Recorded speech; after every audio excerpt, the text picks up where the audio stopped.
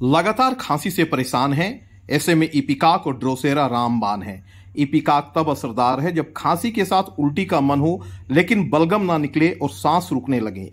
वहीं ड्रोसेरा बार बार आने वाली सूखी खांसी में दी जाती है, खासकर रात में जो लेटते ही बढ़ जाती है।